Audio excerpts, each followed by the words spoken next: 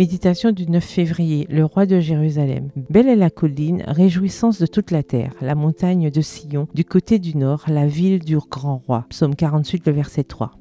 Du haut du mont des Oliviers, Jésus regardait Jérusalem. Une scène de beauté et de paix s'offrait à ses yeux. Sous les rayons du soleil couchant, éclairant la blancheur neigeuse de ses murs de marbre, rutilaient les sculptures dorées des tours, des portes et des créneaux. Parfaite en beauté, elle était l'orgueil de la nation juive. Aucun fils d'Israël ne pouvait regarder ce tableau sans un frisson de joie et d'admiration. Mais des pensées complètement différentes troublaient le cœur du maître. Comme il approchait de la ville, Jésus, en la voyant, pleura sur elle. Luc 19, le verset 41. Au milieu de la joie universelle de son entrée triomphale, tandis que s'agitaient autour de lui des branches de palmier, que de joyeux hosannas répercutaient leurs échos dans les montagnes, et que des milliers de voix le proclamaient roi. Lui, le sauveur de l'humanité, était soudain envahi d'une mystérieuse vague de tristesse. Fils de Dieu, Messie promis d'Israël, lui qui avait conquis la mort et lui avait arraché des captifs, il avait le visage inondé de larmes, oppressé non par un chagrin ordinaire, mais par une agonie intense et incontrôlable. Jésus ne pleurait pas sur lui-même. Jésus pleurait sur le sort inexorable des milliers d'habitants de Jérusalem. Il pleurait sur l'aveuglement et l'impénitence de ceux qu'il était venu bénir et sauver. Bien qu'on lui eût rendu le mal pour le bien, la haine pour son amour, Psaume 109, le verset 5, il n'en avait pas moins persévéré dans sa mission miséricordieuse. Il ne repoussait aucun de ceux qui recherchaient sa grâce. Mais Israël s'était détourné de son meilleur ami et de son unique libérateur. Il avait dédaigné ses supplications, méprisé ses conseils et tourné en dérision ses avertissements. Quand le Sauveur serait suspendu au bois sur le calvaire, les jours d'Israël en tant que peuple favorisé et béni de Dieu prendraient fin. En contemplant Jérusalem, le Sauveur voyait la perte d'une ville, d'une nation tout entière. De cette ville, de cette nation qui avait été l'élu de Dieu, son trésor particulier. Extrait du livre La tragédie des siècles, au chapitre 1, aux pages 17 à 20. La longue patience de Dieu envers Jérusalem semblait confirmer les Juifs dans leur irréductible impénitence. Leurs enfants aussi avaient dédaigné sa grâce. Extrait toujours du livre La tragédie des siècles à la page 26. Bonne soirée et que l'Éternel vous bénisse.